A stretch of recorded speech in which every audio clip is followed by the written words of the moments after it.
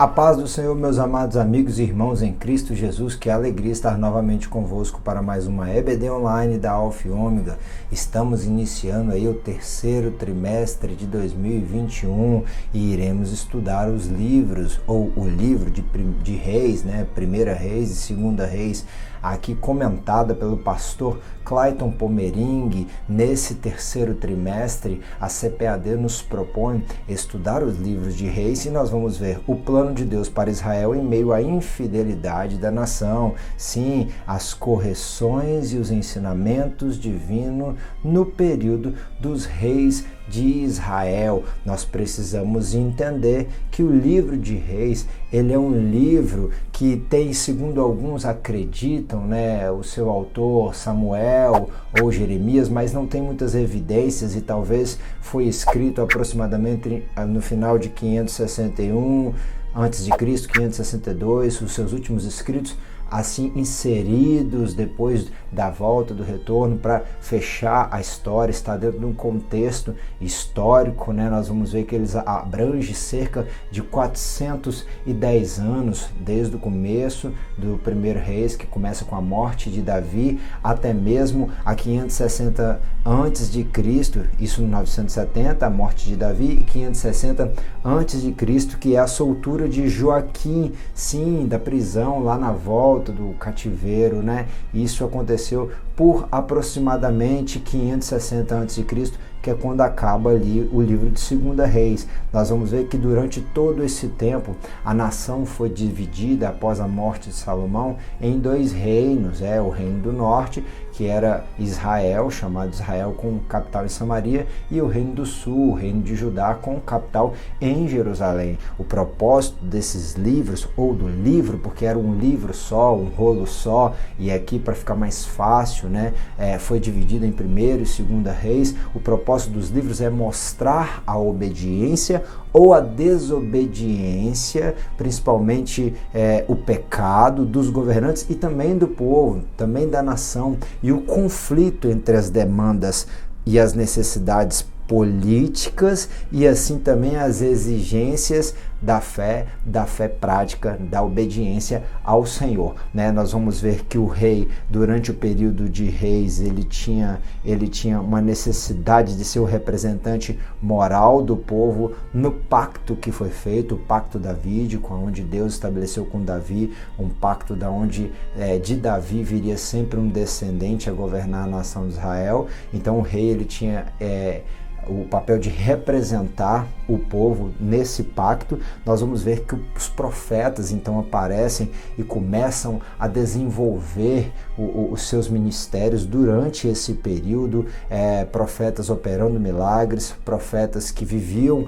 auxiliando, aconselhando, como era o caso de Gade, dentro dos palácios, até mesmo Isaías fez isso durante um período, e nós vamos ver profetas que são os considerados os profetas escriturísticos, onde revelados por Deus, eles deixam seus relatos acerca desse período que está se passando, né? Nós vamos ver também o contexto aqui de que houve um grande avivamento no final desse período, com os últimos reis de Judá, que é a figura de Ezequias e a figura de Josias, né, que restauraram o templo, a palavra, o culto da forma correta, mas que após a morte desses reis, o que mostra também que o avivamento individual, ele não é suficiente, como não foi, porque após a morte desses reis, eles morrendo, assim voltou a apostasia. Então, o avivamento que houve no período de Ezequias e de Josias somente retardou o que viria na sequência, que seria o juízo de Deus que veio a se mostrar, né? E nós até gostamos do que Isaías fala, botamos até em campanhas: operando Deus, quem impedirá? De fato, o Senhor falou por intermédio de Isaías: eu vou mandar o povo para o cativeiro babilônico, e operando eu, quem impedirá? O Senhor falou que iria enviar o povo para o cativeiro,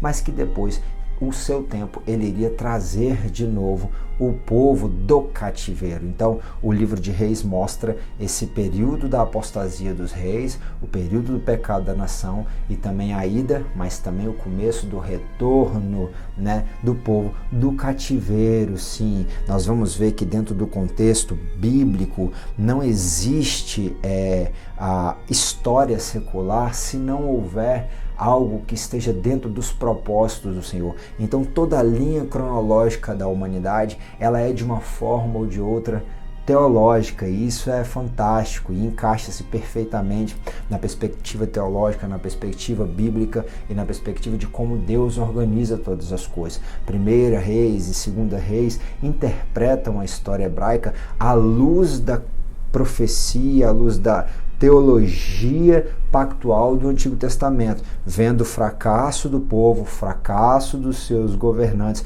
No cumprimento desse pacto, nós vamos ver aqui o livro de Reis atendendo às necessidades apologéticas, explicando aos exilados, explicando àqueles pós-cativeiro o fracasso dos homens no cumprimento do programa religioso que foi estabelecido pelo Senhor, que no livro de Reis é conhecido como o Rei dos Reis e o Senhor dos Senhores. Então aqui nós vamos ver os autores inserindo narrações, inserindo descrições, às vezes orações, mas em sua grande maioria o formato é um formato de registros reais e que às vezes se repetem, né? Deixando apenas o registro, em especial o registro de uma análise da obediência ou da desobediência e do fracasso do governante e do povo diante do pacto que foi feito. Bem, então nós vamos ver aqui o livro de Reis, um livro histórico,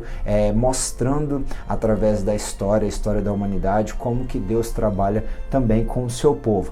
Nós vamos ver aqui que existe um contexto de reis bons e reis maus. Só para exemplificar, é apenas uma introdução para essa nossa aula, né, já que começa a revista dentro do contexto do primeiro rei, que é o rei, nós tivemos a figura do rei Saul reinando, Davi reinando, o outro filho de Davi reinando, e agora vai começar mostrando o reinado de Salomão, né? E nós vamos ver aqui que existiram outros reis, né? Em Israel teve bons reis, como Ezequias e Josias. Em Judá teve Asa, Josafá, Joás, Amazias, Azarias, Jotão. Mas a grande maioria, em especial os reis de Israel, andaram no caminho de Jeroboão, que era um homem mau, um homem cruel. E ali nós vamos ver outros reis terríveis que fizeram coisas horrendas, né, como o caso de Acabe. A gente vai voltar nisso um pouco mais à frente, mas para falar hoje, nós que estamos na primeira aula, aqui a aula que fala sobre a ascensão de Salomão e a construção do templo, nós temos um texto áureo que está em 1 Reis 8:11, e não podiam conter-se em pé os sacerdotes para ministrar por causa da nuvem, porque a glória do Senhor enchera a casa. A verdade prática diz que o pedido de sabedoria feito por Salomão a Deus aponta para a maturidade espiritual que Deus deseja para os seus filhos. Em especial, a maturidade, ela é algo essencial para aqueles que estão à frente de qualquer coisa, seja à frente de uma equipe de trabalho, seja à frente de um departamento na igreja, escola bíblica, infantil, música, crianças, irmãs, irmãos, aonde for, seja um presbítero, seja um diácono, seja um pastor, é necessário sabedoria. O pai de família precisa de sabedoria e precisa de maturidade para poder gerir a sua família, as emoções, os sentimentos, as dificuldades, e também usar a sabedoria quando necessária para fugir das bandejas e das ciladas que o diabo manda, e até mesmo as muitas possibilidades que nos são apresentadas pelo meio onde nós vivemos, mas que podem nos conduzir ao caminho da queda, ao caminho do pecado, né? Nós temos aqui uma leitura bíblica em classe, que está em 1 Reis 4:29, e também depois em 1 Reis 6, né? O 1, o 11 até o 14. Tenha contigo a Bíblia Sagrada, é o nosso exemplar, nossa regra de fé e prática. Vai aparecer na tela o texto, eu coloco o texto, eu sei que às vezes demora um pouco mais na aula, mas é para ficar mais fácil para os irmãos acompanharem. Às vezes tem pessoas que estão trabalhando de noite assistindo a nossa aula, às vezes tem pessoas que não têm acesso, usando o celular para ver a aula, não tem acesso à Bíblia Sagrada, não conseguiram estar com o exemplar da Bíblia, não tem a revista em mãos, por isso que nós colocamos alguns textos para facilitar para o caro ouvinte e assim o melhor aprendizado. E você que está se preparando para assistir, para participar ou até mesmo para ministrar a tua aula, eu espero que esse estudo ele possa de alguma forma contribuir na sua edificação e na edificação daqueles que estarão estudando junto contigo lá na sua classe de escola bíblica, na sua igreja local. Se sim, deixa aí o seu curtir, o seu gostei, dá um glória a Deus, um aleluia, um comentário, uma sugestão, até mesmo uma crítica, deixa lá embaixo no comentário, é a forma da gente interagir. E não deixe de se inscrever também no canal da Alfa e Ômega aqui, onde nós, através da Escola Bíblica Online, tentamos de uma forma ou de outra contribuir para a sua edificação, compartilhando um pouco daquilo que o Senhor nos entregou. Leitura bíblica em classe, 1 Reis 4. Acompanhe comigo. E deu Deus a Salomão sabedoria e muitíssimo entendimento, e largueza de coração, como a areia que está na praia do mar. E era a sabedoria de Salomão maior do que a sabedoria de todos do Oriente e de toda a sabedoria dos egípcios. E era ele ainda mais sábio do que todos os homens, e de Quetam, Esraíta, e do que Emã, e Calcol, e Dardá, filhos de Maol, e correu o seu nome por todas as nações em redor. E disse 3.000 provérbios, e foram os seus cânticos 1.005. Também falou das árvores, desde o cedro que está no Líbano até ao ísopo que nasce na parede. Também falou dos animais e das aves e dos répteis e dos peixes, e vinham de todos os povos a ouvir a sabedoria de Salomão e de todos os reis da terra que tinham ouvido da sua sabedoria. E sucedeu que no ano 400, agora 1 Reis 6, e 480, depois de saírem os filhos de Israel do Egito, no ano 4 do reinado de Salomão sobre Israel, no mês de Zive, este é o mês segundo, Salomão começou a edificar a casa do Senhor. Então veio a palavra do Senhor a Salomão dizendo: quanto a esta casa que tu edificas, se andares nos meus estatutos e fizeres os meus juízos, e guardares todos os meus mandamentos, andando neles, confirmarei para contigo a minha palavra, a qual falei a Davi, o teu pai. E habitarei no meio dos filhos de Israel, e não desampararei o meu povo de Israel.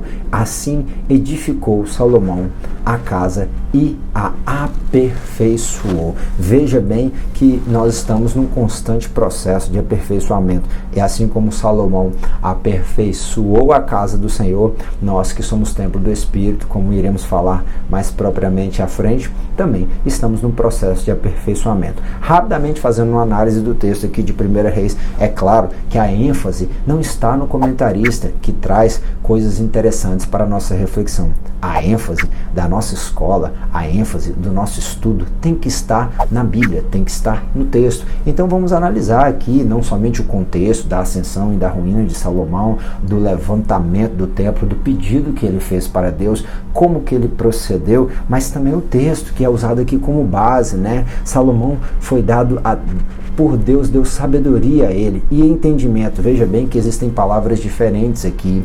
Existe um conhecimento que se adquire, existe um entendimento para poder refletir e utilizar aquele conhecimento que foi dado, e existe a sabedoria. A sabedoria, ela é como saber proceder diante dos fatos e diante das pessoas. Existem tipos de sabedoria e nós vamos trabalhar um pouco mais sobre isso, e Tiago fala muito bem sobre isso, e na frente a gente volta, né? Mas quem deu foi Deus, e Deus deu como a areia que está na praia do mar. Foi muito grande, porque não dá para contar os grãos de areia, né? Em outra situação, o Senhor falou a Abraão, tu pode contar o número das estrelas ou do grão da areia do mar, é a quantidade da sua descendência. Assim também foi a sabedoria que Deus concedeu a Salomão e a largueza do coração. Nós não podemos ter um coração endurecido, nós devemos diante do nosso Deus abrir o nosso coração, permitir que Ele de fato faça o que está em Ezequiel 36, que é transformar o nosso coração de pedra num coração de carne, para que assim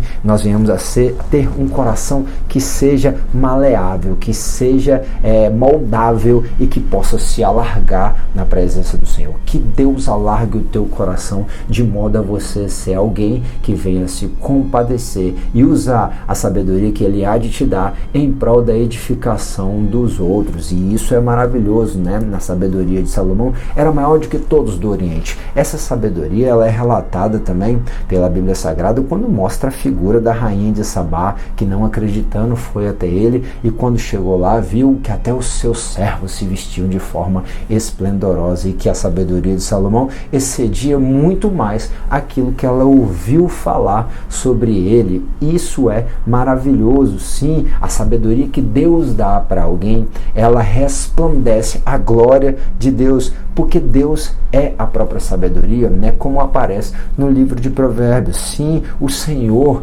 Ele é aquele que é o dono de toda a sabedoria. E Tiago ainda fala que aquele que não tem deve pedir a Ele. E assim foi exaltado na vida de Salomão a sabedoria. Uma sabedoria que era não somente saber lidar com as coisas e com as pessoas, mas também tinha algo que era profundo, um profundo conhecimento, como a palavra Sofia no Novo Testamento vai ser apresentada e nós já trabalhamos com ela em outros momentos e outras aulas. Te convido a ter várias lições passadas divididas em playlists, você pode pesquisar sobre elas, né? Então nós vamos ver que havia um conhecimento e um conhecimento para lidar sobre coisas que ele não conhecia antes. Então essa sabedoria de Deus ajudava Salomão a lidar até com coisas comuns da vida, né? Em um momento específico chegaram diante de Salomão duas mulheres disputando uma criança. Eram duas prostitutas.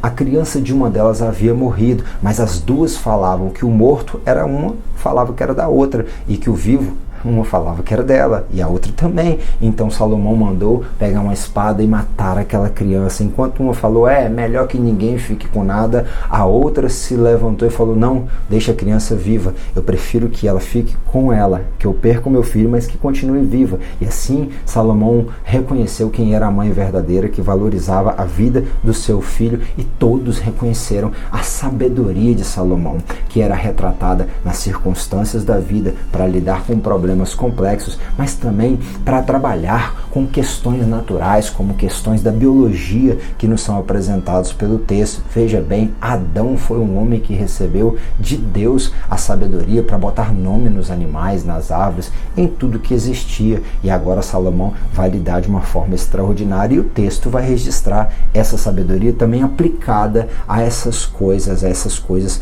simples da vida cotidiana e até mesmo as ciências que envolvem a nossa vida, né? Mas nós temos que entender que a sabedoria, ela precisa ser sempre aplicada. Uma coisa é receber a sabedoria, outra coisa é deixar ela de lado, é buscar viver conforme somente o seu conhecimento, deixando a sabedoria de Deus de lado. E nós vamos estudar um pouco mais sobre isso. O texto de 1 Crônicas, o capítulo de número 1, versículo de número 10, vai nos dizer o que 1 Reis 3, de 5 a 15, nós vamos ler, também vai repetir, né? Como nós falamos, os textos de Reis vão repetir alguns assuntos, vão aparecer no livro de Crônicas, às vezes no livro de Jeremias, às vezes, como a história de Ezequias, vai aparecer no livro de Isaías, né? Através de repetições. Dai-me, pois, agora sabedoria e conhecimento, para que possa sair e entrar perante este povo. Pois quem poderia julgar este tão grande povo? O comentarista ele chega a dizer que Salomão ele não tinha no seu coração a vaidade, pois ele podia pedir vida e glória, ele podia pedir dinheiro se ele fosse orgulhoso, ele podia ser um homem vingativo à morte dos seus inimigos, mas ele não estava focado nisso. E isso traz para nós uma reflexão muito interessante, porque nós devemos saber o que pedir para Deus. Salomão, ele tinha tudo que ele precisava, porque Davi deixou para ele uma base, uma estrutura extraordinária. Mas agora, quando ele tem a oportunidade, que em Gibeon, alguns historiadores vão dizer que indo até Gibeon, Salomão foi adorando. Veja bem que o que aconteceu lá em Gibeon não foi um simples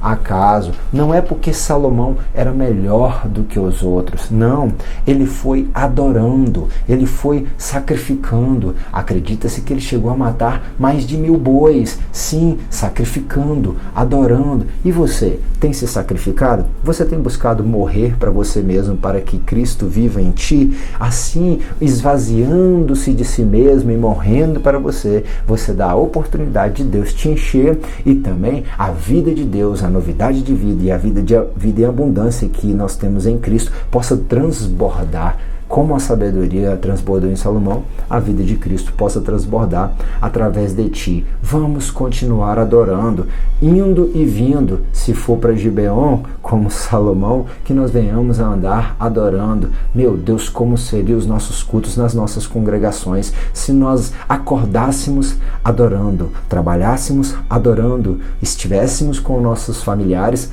adorando, fôssemos para o culto adorando, e dentro das nossas templos religiosos continuássemos adorando. Com certeza Deus iria se manifestar de uma forma sobrenatural, como manifestou para Salomão. E que se ele se manifestar para mim ou para ti, que o Senhor nos dê sensibilidade, que o Espírito Santo nos inspire a saber até mesmo o que nós devemos pedir para Deus. Em Gibeon apareceu o Senhor a Salomão de noite num sonho e disse-lhe Deus: pede o que queres que eu te dou. Salomão lá na frente vai dizer: eu sou apenas um menino pequeno, não sei como sair nem como entrar. Salomão vai reconhecer a sua imaturidade, vai reconhecer a sua incapacidade de lidar com as pessoas e com os fatos, a sua incapacidade de lidar com as situações. Lá na frente ele vai falar que há um tempo para todas as coisas, que há um tempo e um modo. Ele escreve isso em Eclesiastes, mas aqui ele está reconhecendo que ele não sabia entrar e sair. O crente precisa saber entrar e sair, saber calar e falar, saber entender o tempo e o modo. Salomão sabia que não entendia. Nós também precisamos saber as nossas limitações para pedir a Deus, porque Deus pode nos ensinar. Que Ele te ensine, que Ele te ajude, que Ele me ajude. Por favor, Senhor, nos ajude a saber entrar e a saber sair. E ali Salomão continua: dá um coração entendido para julgar o teu povo. Ele iria governar a nação de Israel a partir daquele momento, para que prudentemente venha discernir entre o bem e o mal. Porque quem poderia julgar esse tão grande povo, esse teu tão grande povo, né? E ali o Senhor vai falar com ele: porquanto perdiste isso, e não pediste para ti muitos dias, nem pediste para ti riquezas, nem pediste para ti a vida de teus inimigos, mas pediste para ti entendimento, para discernir o que é justo. Eis que, segundo as tuas palavras, eis que te dou um coração tão sábio e entendido, que antes de ti igual não houve, e depois de ti também não haverá e nem se levantará. E também até o que não pediste te dei, assim riquezas como glória, de modo que não haverá igual entre os reis por todos os teus dias. E indo a Jerusalém, pôs-se perante a arca da aliança do Senhor, e a sacrificou o holocausto, e preparou sacrifícios pacíficos, e fez um banquete a todos os seus servos. Bem, depois de receber, ele lembrou de agradecer. Não ore, não busque, não louve somente para receber. Continue louvando, buscando e agradecendo também depois que receber. entenda que é um propósito contínuo. O fim não é a bênção, o fim não é aquilo que Deus vai te dar a partir do que você pede. Aquilo que Deus te dá e aquilo que você pede, quando Ele te der, é somente para que você venha desenvolver algo que seja para a glória dEle, para que o povo dEle venha estar caminhando junto contigo na presença do Senhor. Salomão pediu aquilo que iria glorificar a Deus, né? Salomão pediu aquilo que era necessário para um governante. E o que um governante precisava? Ele precisava de sabedoria. Lá em Tiago 3,5, como eu já falei, diz: se algum de vós tem falta de sabedoria, peça a Deus, que a todos dá liberalmente, e não lhe lança em rosto, e ser-lhe-á dada. O Senhor não fica jogando na nossa cara que nós não temos. Antes, Ele dá, e dá liberalmente. Ele dá além daquilo que merecemos e daquilo que precisamos. E vai nos explicar ainda, Tiago, sobre essa sabedoria. Existe uma sabedoria maligna, demoníaca, terrena, é animal, é diabólica, porque onde há inveja, olha, tá com inveja? É fruto de sabedoria do diabo. Espírito faccioso, olha, cuidado com os grupinhos, cuidado com as panelinhas.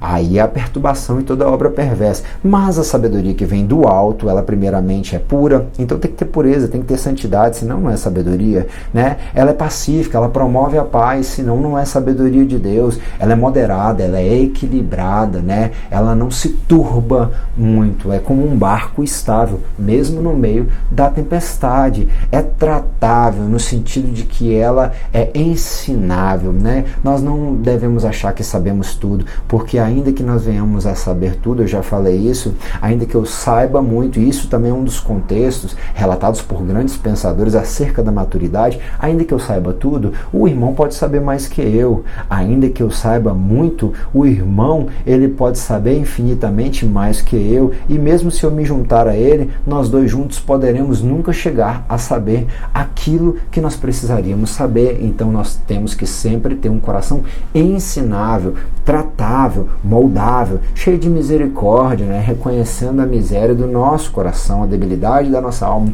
de como Deus nos ama e de como Ele teve misericórdia para conosco, e assim nós devemos ter para com nossos irmãos, porque senão não é sabedoria de Deus. A sabedoria de Deus me ajuda a entender, a ter compaixão do próximo como Deus teve compaixão de mim. Ela é cheia de misericórdia e também de bons frutos. Tem fruto de arrependimento, fruto de justiça, o fruto do Espírito. Quem tem a sabedoria que vem do alto tem amor, tem benignidade, bondade, temperança, domínio próprio, alegria, mansidão, tem paz no seu coração. Sim, que o Senhor nos ajude a exercitar e a viver o fruto do Espírito. Sim, essa imparcialidade, não fica com 2 pesos, 2 medidas, não faz acepção de pessoas, é imparcial. E é sem hipocrisia. A hipocrisia, né? Jesus falou que os fariseus eram hipócritas. Quando eu lembro de hipócritas, tem um homem que era uma referência chamado Hipócrates, que era considerado também, entre outras áreas que assim o abraçam como pai,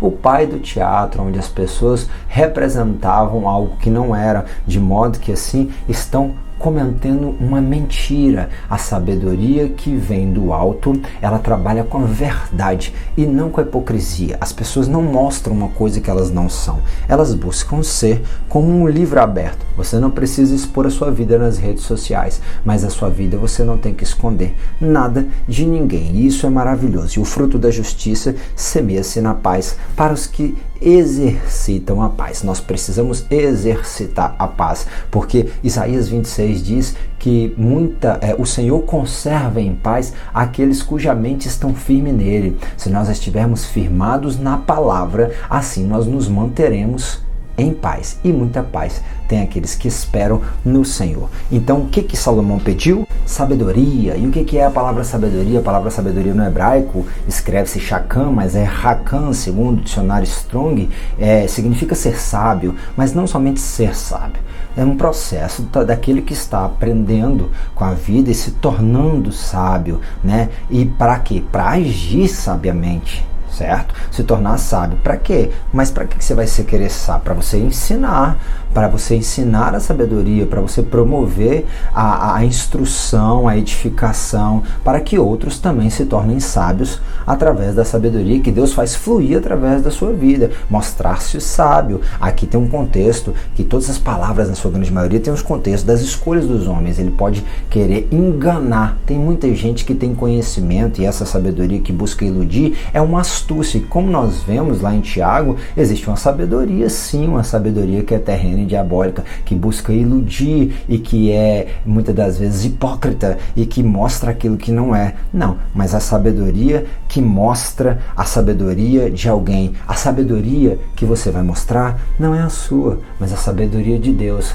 que se revela através da sua palavra, que está no teu coração, e a boca fala aquilo que o coração está cheio, e que ela venha fluir através de ti, e que pessoas possam ser consoladas, confortadas, edificadas, se necessário for, exortadas, mas que o nome do Senhor seja glorificado e seja mostrada a sabedoria de alguém, aquele que está acima dos céus e da terra, aquele que tem um nome acima de todo nome, a qual todo joelho se dobra, a qual toda língua confessará o nome do Senhor Jesus. É assim que nós vivemos para exaltar aquele que veio, aquele que vive e aquele que reina e em breve voltará. Eram, pois, os de Judá e de Israel muitos, como a areia que está junto ao mar, e em multidão, comendo e bebendo e alegrando-se junto com o rei, porque dominava sobre tudo quanto havia do lado de cá do rio, e tinha paz de todos os lados ao redor. Veja bem, o nome Salomão, vem de Shalom, né? Eu botei aqui a palavra Shalom, significa completo, saúde, bem-estar, paz, totalidade em número, segurança, saúde, em bem-estar, prosperidade, paz, sossego, tranquilidade, em contentamento. Na época de Davi tinha guerra, na época de Davi tinha conflitos, na época de Davi ele teve que lutar para poder ampliar o reino, para poder conquistar ali como foi a fortaleza de Jebus, né, aonde ele veio edificar a cidade alta, a cidade de Davi, a cidade de Jerusalém. Existiam muitos conflitos, de modo que Davi queria e intentou no seu coração assim construir um templo ao Senhor, mas o Senhor não permitiu porque era um momento de conflito, de confusão, e ele tinha sobre si muito sangue. Mas Salomão não, ele já herdou no seu nome a paz, ele herdou a riqueza de seu pai, ele herdou a completude do reino. O contexto para que Salomão viesse a reinar era totalmente favorável, era maravilhoso, e isso já se mostra até mesmo no nome. Enquanto muitas das vezes na cultura ocidental não se valoriza a pessoa, o nome, o peso que ela carrega, aqui na cultura oriental isso tinha uma grande relevância, tinha o seu peso, e assim nós vemos no nome de Salomão todo o contexto que Davi deixa para ele, que iria se desenvolver na primeira parte do reinado dele, né? Referindo também a relações humanas. Salomão sabia, através da sabedoria, como lidar com pessoas e com situações, né? E também ele tinha ali uma comunhão com Deus. Aqui Shalom está relacionado à paz, à amizade nas relações humanas e também com Deus, especialmente no relacionamento proveniente da aliança, a aliança do pacto feito com Davi, né? Da aliança que hoje nós temos com o Senhor Jesus, né? A nova aliança, que pelo seu sangue, agora nós com ousadia podemos entrar no Santo dos Santos e clamar, Abba Pai. Isso é extraordinário. Fala-se da paz no contexto também da ausência da guerra. Não havia mais guerra no reinado de Salomão. Sim, é a paz como um adjetivo, alguém que você poderia olhar para ele e ver aquela pessoa pacífica. E Jesus fala que bem-aventurados os pacificadores. Então esse é o contexto que estava inclusive no nome de Salomão. E Salomão vai levar a cabo, então ele vai realizar o projeto que é do pai dele, porque Deus falou que o filho de Davi, aquele que viria do seu ventre, aquele que governasse em seu lugar, iria de fato então edificar essa casa, cumprindo o desejo do coração de Davi, né? Mas olha o que o Senhor falou lá em 2 Crônicas, capítulo de número 6, né? Antes ele fala: eu intento edificar uma casa ao nome do Senhor meu Deus, como falou o Senhor Davi, meu pai, dizendo: teu filho que porém em teu lugar e no teu trono, ele edificará uma casa em meu nome. O Senhor, cumprindo a promessa, o desejo do coração de Davi. O oráculo no interior era de 20 côvados do comprimento. Ali na frente vai falar da grandeza da obra que Salomão estava realizando, conforme a maquete, vamos dizer assim, a planta, conforme a estrutura, como Deus deu o modelo do tabernáculo para Moisés, havia dado também para Davi. Salomão iria executar conforme a vontade do Senhor esse templo agora, e esse templo era revestido por dentro de ouro puro, feito de madeira e revestido de ouro, que expressava a glória de Deus, o céu de glória onde habita o nosso Senhor. E isso é extraordinário, conforme nos relata 1 Reis 6, né? Ou não sabeis que o vosso corpo é templo do Espírito Santo, que habita em vós, proveniente de Deus, e que não sois de vós mesmos. Aqui Paulo está fazendo uma conjectura para nos lembrar que, ainda que nós venhamos a nos reunir nos templos, nas nossas congregações, aonde nós louvamos ao nome do Senhor, nós é que somos o templo. Se fizéssemos uma conjectura acerca do templo de Salomão, era feito de madeira. A madeira reflete sobre as coisas da terra. A madeira vem da árvore, que está ligada, enraizada à terra, mas o ouro, ele que não tem glória em si, ele brilha e reflete a luz do sol quando bate sobre ele, de modo que reflete a glória do céu, a glória do Senhor, né? De modo que nós temos uma natureza terrena, mas nós precisamos refletir a glória do céu, do sol da justiça que brilha sobre nós e mostra um valor que muitas das vezes excede o entendimento dos homens. E Paulo está lembrando que nós somos o templo do Espírito. E Deus falou isso com Salomão em 2 Crônicas 6. Mas na verdade habitará Deus com os homens na terra? E eis que os céus e os céus dos céus não podem conter, quanto menos esta casa que eu tenho edificado. Atende, pois. Salomão já entendia. E aqui ele vai começar a fazer uma oração acerca até mesmo dos pecados que o povo poderia fazer lá na frente. É importante, porque o 2 Crônicas 7 tem aquela oração que todos nós gostamos. Se o teu povo que se chama pelo teu nome, é em cima disso daqui. Se o meu povo que se chama pelo meu nome, é em cima dessa oração que Davi está fazendo, reconhecendo que lá na frente eles podem vacilar e eles podem vir a pecar. Olha lá, atende, pois, a oração do teu servo e a sua súplica, ó Senhor meu Deus, para ouvires o clamor, a oração que o teu servo faz perante ti, que os teus olhos estejam de dia e de noite abertos sobre este lugar, que disseste que ali poria o teu nome, para ouvires a oração que o teu servo orar neste lugar. Ouve, pois, as súplicas do teu servo e o teu povo Israel que fizeram neste lugar, e ouve tu do lugar da tua habitação desde os céus. Ouve, pois, e perdoa. Quando alguém pecar contra o seu próximo e lhe impuser juramento, maldição, fazendo-o jurar, o juramento de maldição vier perante o teu altar nesta casa, ouve tu, então, desde os céus, e age e julga os teus servos, condenando o ímpio, retribuindo o seu proceder sobre a sua cabeça, mas justificando o justo, dando-lhe segundo a sua justiça, quando também o seu povo Israel for ferido diante do inimigo por ter pecado contra ti. Veja bem que Salomão já está reconhecendo isso, por ter pecado contra ti, e eles se converterem, confessarem o teu nome, orarem, suplicarem perante ti nessa casa, então ouve tu desde os céus e perdoa os pecados do teu povo Israel, e torna a levá-los à terra que lhes tem dado a seus pais. Interessante isso, porque aqui, desde do estabelecimento do templo, a oração que Salomão está fazendo, ele está reconhecendo que se o povo pecar, será levado da sua terra. E ele está pedindo: Deus, perdoa e traz de novo o seu povo para a sua terra. Olha, Salomão talvez estivesse profetizando acerca do contexto do cativeiro babilônico. Isso é extraordinário. Sim, então ouve desde os céus e perdoa os pecados do teu povo.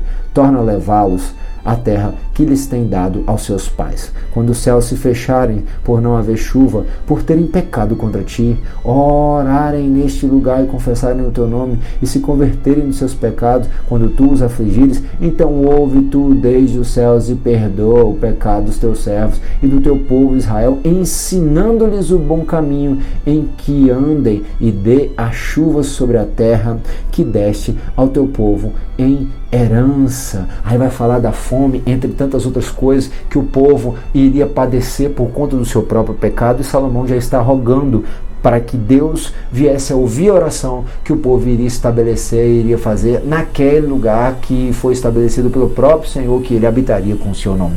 Bem, nós vamos ver que nós precisamos entender esse contexto, que ali Salomão estava orando e clamando para que aquele lugar que Deus estava colocando o seu nome ali, a glória iria se manifestar, o peso da glória, a presença do Senhor, né, iria se manifestar ali, Deus próximo junto a eles naquele templo. Hoje diferente, nós somos o templo do Espírito Santo, e a palavra que se cumpriu, o Emanuel, né, que foi falado por Isaías 7, que foi revelado a Maria pelo anjo, que é a figura de Jesus, que cumpre-se dia após dia, o Mateus 28, que ele estaria conosco até a consumação dos séculos. O nosso Deus, ele habita em nós, o Espírito Santo de Deus, o Espírito de Jesus habita em nós, né? E assim nós devemos sempre confessar os nossos erros, clamando pelo sangue de Jesus, para que a presença do Senhor esteja próxima, e assim ele venha a ouvir e a nos perdoar, porque os seus ouvidos não estão fechados,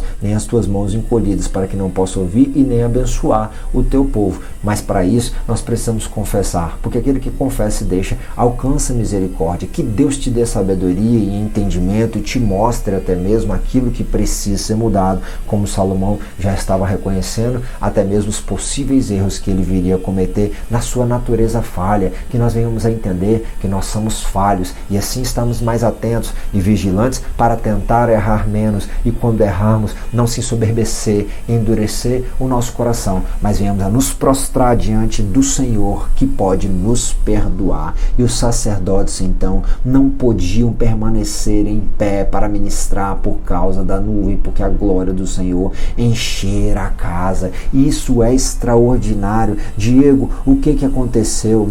Aconteceu o que está em 2 Crônicas 7, de 1 a 3. Acabando Salomão de orar, desceu o fogo do céu e consumiu os holocaustos, o sacrifício, a glória do Senhor encheu a casa. Os sacerdotes não podiam entrar na casa do Senhor, porque a glória do Senhor tinha enchido a casa do Senhor, e todos os filhos de Israel, vendo descer fogo do céu, sim, a glória do Senhor sobre a casa, encurvavam-se com o rosto em terra sobre o pavimento, adorando e louvando ao Senhor, dizendo: porque Ele é bom, e a sua misericórdia, a sua benignidade, o seu amor dura para sempre. Coisa extraordinária. O louvor era simples: o Senhor é bom, e o seu amor dura para todo sempre. E eu vou cantar para o mundo ouvir que o Senhor é bom para sempre. E a glória desceu. Veja bem que diante da glória de Deus, glória é kavud e significa peso esmagador. Diante do peso esmagador de Deus, os homens se prostravam, porque a glória do homem ela é esmagada, e diante da glória de Deus ninguém consegue se manter de pé. Nós precisamos nos prostrar, e fogo descia do céu. E isso é extraordinário, que na sua igreja, no meio da ministração da sua aula, na escola bíblica, nós precisamos voltar ao avivamento da palavra de Deus. É ali que vai descer fogo do céu, que a glória do Senhor possa se manifestar nos cultos de ensino, nos cultos de oração, nos cultos de escola bíblica, sim, ali no ensino da palavra de Deus, a glória do Senhor possa se manifestar, e nós venhamos a nos prostrar diante da presença do Senhor. O relato lá de 2 Crônicas 6 e agora também 7, e o rei Salomão fez subir uma leva de gente dentro de todo Israel.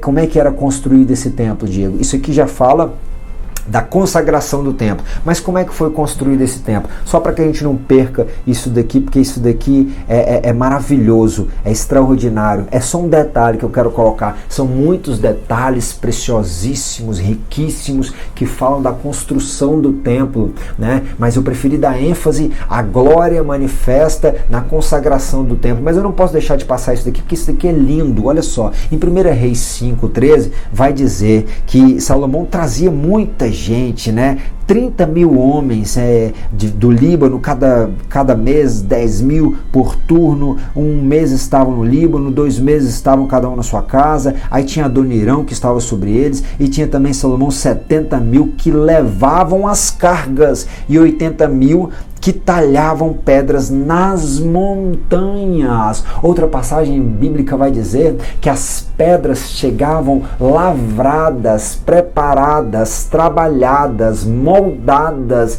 já na cidade de Jerusalém para ser encaixadas ali. Preste atenção, porque isso daqui é lindo. Tem gente que está carregando a carga, mas que ninguém sabe. Na hora que vem a consagração, que a glória desce, cada um, mesmo que não esteja ali no momento de ascensão, onde as pessoas conseguem ver ele, eles podem dizer: eu carreguei a pedra. Sim, eu carreguei a pedra. Narabanduia sépia. Lembre sempre que Jesus é a pedra de esquina, que nós venhamos a diminuir e que ele cresça, que diferente dos judeus e do povo de Israel que rejeitaram a pedra de esquina, a pedra angular, nós possamos carregar a pedra e fazer participar da história do Rei dos Reis que está sendo edificada. Nós, como templo do Espírito Santo, possamos nos propor a trabalhar e a servir mais, carregando pedra. Lá, lembrando que essas pedras, elas são trabalhadas. Olha, meu amigo, trabalhar numa pedra bruta é debaixo de martelo, debaixo de outras ferramentas. Às vezes tem que dar muita pancada, faz muito barulho, mas o texto diz que o barulho não era ouvido na cidade onde as pedras eram edificadas. Eram lavradas nas montanhas, eram talhadas nas montanhas, nos lugares altos. Que Deus venha trabalhar com você nos lugares altos, em lugares mais elevados, no meio do anonimato. Ele possa estar trabalhando na sua vida, ainda que ninguém ouça, porque ninguém precisa saber do seu sofrimento, mas todo mundo vai ver que o Senhor, que é a pedra de esquina, que está fazendo de ti a imagem e semelhança que o pecado tirou de Adão lá atrás, e a qual nós, infelizmente, porque todos pecaram e destituídos foram da glória de Deus, nascidos de Adão, nós estivemos nascidos debaixo do pecado, perdemos e agora somos novamente ligados a Deus por intermédio de Jesus Cristo, voltando à imagem e semelhança dele, nós nos parecemos novamente com ele, porque o Espírito Santo tem forjado em nós o caráter de Cristo, e agora nós também somos pedras, pedras que o Senhor está trabalhando para assim fazer um edifício construído pelas mãos dele. Ninguém ouve o barulho, mas vê que elas estão trabalhadas. Ninguém soube as pancadas que tomou, mas viram que chegaram ajeitadinhas, bonitinhas, prontinhas para serem encaixadas no seu devido lugar, cada um no seu devido lugar, para fazer aquilo que precisa ser feito. E o rei mandou que trouxesse pedras grandes, valiosas, já lavradas, para fundar a casa, e isso é extraordinário. Que o Senhor possa trabalhar em nossas vidas, mas nós não podemos distrair um só segundo que a sabedoria que Deus há de nos dar enquanto Ele está trabalhando em nós, para que nós venhamos a refletir a sua glória, assim diminuindo para que Ele cresça, e assim em tudo glorificando o nome dEle, exaltando a sabedoria que vem do alto por intermédio das nossas palavras, das nossas atitudes, das nossas ações e motivações, que nós venhamos a estar vigilantes e atentos. Porque Salomão recebeu, mas Salomão não vigiou muito. Veja o que diz o texto de Deuteronômio 17:16, diz bem assim: porém ele não multiplicará para si cavalos, nem fará voltar o povo do Egito para multiplicar cavalos, pois o Senhor vos tem dito: nunca mais voltareis por esse caminho, tampouco para si multiplicará mulheres, para que o seu coração não se desvie. Nem prata nem ouro multiplicará muito para si. Será também que, quando se assentar sobre o trono do seu reino, então escreverá para si num livro um tratado dessa lei, do original que está diante dos sacerdotes e levitas. Veja bem que a função de conhecer a palavra, e não somente conhecer, nós aprendemos com os nossos sentidos, nós aprendemos enquanto vemos, nós aprendemos enquanto ouvimos, mas nós também aprendemos quando nós escrevemos. Jesus escreveu no chão, ele tinha também as suas metodologias de ensinar através de todos os sentidos. Olhai e vei os lírios dos campos, os campos já estão brancos, né? Vinde e provai e vede que o Senhor é bom. Sim, nós temos que entender, ouvir, a fé vem pelo ouvir e ouvir a palavra, mas também escreveu no chão para falar no momento depois que aquele que não tem pecado que atire a primeira pedra. Deus trabalha com essa questão de nos ensinar através dos sentidos, sim, e ali nós vamos entender que aquele rei iria aprender quando ele pegasse aquele livro que não era só para os sacerdotes, mas que o rei deveria, sendo ele um representante moral do povo, no pacto que foi feito entre Deus e os homens, entre Deus e Davi, ele precisaria reproduzir o livro da lei, copiar, conhecer, e à medida que ele escrevia, ele estava meditando aquilo que estava dentro dele, aquilo que ele estava recebendo como informação, iria agora tomando algo como parte dele, que ele estaria reproduzindo naquele pedaço de papel, e isso iria criar uma conexão entre ele e aquele livro, iria criar uma intimidade dele com o autor daquele livro, e é isso que nós precisamos fazer também, né? Isso mostraria que Salomão estava preocupado em cumprir a lei do Senhor e estava focado na lei do Senhor, porque isso era um trabalho que demandava tempo. Às vezes nós, na estrutura cotidiana que temos, não queremos e não podemos demandar tanto tempo,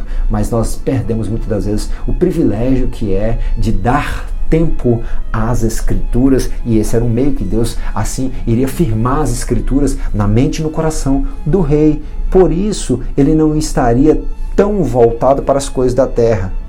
Não poderia acumular cavalos, não poderia voltar ao Egito, nem acumular mulheres e nem riquezas. Veja bem que cavalos falam de guerras, estruturas de exércitos, mas Davi já deixou Salomão com paz. Na época dele não tinha guerra, ele tinha já um bom exército formado, ele tinha segurança, o nome dele já dizia paz, completude e segurança. Ele não precisava se preocupar com cavalos nem com guerra. Salomão não precisava buscar mulheres de outros reinados, mas ele tinha como rei a possibilidade de ter as mulheres que queria, mas ele não fez isso. Ele não precisava de mais riqueza, ele não precisava fazer conchavos políticos com outros reis para ter mais poder. Que o Senhor nos livre da ganância, que muitas das vezes tem entrado até mesmo nos meios religiosos, onde o desejo de poder, a vontade a potência de poder, o desejo de ser, o desejo de ter, tem dominado e assim tem desfocado muitos homens de Deus. Que o Senhor nos dê maturidade e nos ajude a exercitar a sabedoria que Ele tem nos concedido, para não sermos como Salomão. Olha o que está em 1 Reis 11, de 1 a 6, para nós encerrarmos. O rei Salomão amou muitas mulheres estrangeiras, além da filha de Faraó. Faraó da onde? Faraó do Egito. Trouxe a mulher, né? Nós vamos ver lá na leitura bíblica, nós falamos que ele teve mais inteligência do que os homens do Egito. O Egito era conhecido pelas suas ciências, né? Sobre seus misticismos, foi desenvolvida a medicina, foi desenvolvida a matemática, entre tantas outras ciências que se desenvolveram lá, e Salomão tinha toda a inteligência e sabedoria que vinha da parte de Deus. Nós não precisaríamos voltar ao Egito. Ele busca e ali traz aquela mulher que, diante da sua ciência, traz também os seus cultos abomináveis, como Deus mandou as pragas junto lá ao Egito, humilhando os deuses, a Sobeque, a Osíris, ao Deus Sol, ao Deus Nilo, ao Deus da Rã. Tem milhares de deuses no Egito e cada uma daquelas pragas simbolizava a humilhação do Deus verdadeiro sobre aqueles deuses falsos do Egito. E agora Salomão está voltando e trazendo uma mulher da filha de Faraó, uma mulher do Egito, uma mulher que traía toda a ciência e toda a cultura que ele não precisava, né? Além disso, moabitas, amonitas, edomitas, sidônias e etéias, das nações que o Senhor tinha falado aos filhos de Israel, não chegareis a elas, para que elas não chegarão a vós de outra maneira, perverterão o vosso coração para seguirem os seus deuses, levarão o povo à idolatria. E isso não foi diferente com Salomão. E a estas se uniu Salomão com amor, e tinha 700 mulheres, princesas, e 300 concubinas, e suas mulheres lhe perverteram o coração. Mais de 1000 mulheres. Talvez Salomão ficava 2 anos e meio aproximadamente sem ver alguma dessas mulheres. Meu Deus, aonde está? Nós parece um relacionamento que acontece só de vez em quando, ocasionalmente, um relacionamento superficial, que somente usava aquelas mulheres, não diferente do meio onde nós vivemos, infelizmente. Não, nós não podemos aceitar isso. Olha que coisa horrível. O texto estava falando: não acumulará mulheres. Não era esse o desejo do Senhor para os governantes, para o povo de Israel. Sucedeu que no tempo da velhice de Salomão, suas mulheres lhe perverteram o coração para seguir a outros deuses, e o seu coração não era perfeito para com o Senhor seu Deus, como o coração de Davi, o seu pai, porque Salomão seguiu Astarote, a deusa dos Sidônios, Milcom, a abominação dos amonitas. Assim fez Salomão o que parecia mal aos olhos do Senhor, e não perseverou em seguir ao Senhor como Davi o seu pai. Nós precisamos tomar cuidado para que a sabedoria que Deus nos dá, nós não venhamos a lançar por terra e não venhamos a desperdiçar. Nós venhamos a aproveitá-la para que o nome do Senhor seja glorificado, para que ela não se torne astúcia e nós venhamos usar para o nosso próprio proveito. O que Salomão queria era para julgar o povo, para ajudar o povo, e agora ele mesmo, assim mesmo, não conseguia se ajudar. Não houve sabedoria como a de Salomão, mas ele infelizmente nem sempre usou essa sabedoria como deveria. Ele usou muitas das vezes de astúcia, de um conhecimento, de uma sabedoria para realizar e viver conforme aquilo que lhe era agradável, corrompido pelas ciências, pela cultura, pelos ídolos de suas esposas, levado pelos sentimentos. Cuidado, não siga somente o teu coração. Jeremias falou que o coração do homem é enganoso. Nós precisamos colocar o nosso coração no Senhor, guardando a palavra no coração para não pecar contra Deus e buscando assim exercitar a sabedoria que vem do alto para que o nome do Senhor seja glorificado. Na conclusão diz que nunca houve na terra um homem com tanta sabedoria como Salomão, que soubesse empregá-la com justiça e correção durante os anos do seu reinado. Este grande rei de Israel, em seu governo, proporcionou ao povo de Deus um longo período de paz, harmonia e prosperidade. Ele usou sua sabedoria tanto para consolidar seu poder, quanto para construir um majestoso templo para morada e culto a Deus. A glória do Senhor se manifestou no culto, mas depois de um tempo não se manifestava mais na vida de Salomão. Não temos mais relatos de Deus se revelando a Salomão. Que nós venhamos a ouvir a voz de Deus hoje, continuar ouvindo amanhã e mais à frente continuar ouvindo também. É claro que o reinado de prosperidade, Salomão, ele ampliou tanto para algumas de suas questões particulares, que lá na frente nós vamos ver que o povo começou a padecer nas regiões mais distantes, mais periféricas de Israel, e assim se concentrava a riqueza e o luxo lá no templo de Salomão, de modo que quando morre Salomão e vão falar para o filho dele, o filho dele chega a falar que se o meu pai ele oprimiu, eu vou oprimir muito mais, né? Conjecturando para você entender o texto, a gente vai trabalhar isso um pouco mais para frente. A minha esperança é que a Bíblia diz que toda palavra foi divinamente inspirada por Deus. Segundo alguns pesquisadores e historiadores, Salomão escreveu no ápice da sua velhice, até mesmo depois do que ele viveu, o livro de Eclesiastes, onde ele reflete as suas más escolhas, e ele que era rei agora fala, assim diz o pregador. Se ele escreveu Eclesiastes, alguns acreditam que escreveu também até mesmo o contexto de Cantares. Se escreveu o livro de Eclesiastes, de Cantares não se sabe, se foi divinamente inspirado. Deus não inspira homens que não estão buscando fazer a sua vontade. E como o livro de Eclesiastes nos traz uma reflexão sobre como não viver dissolutamente, não viver de uma forma pecaminosa, ainda que buscando a sabedoria, ele reflete não ter encontrado, mas ele diz que o fim de todas as coisas é o temor do Senhor.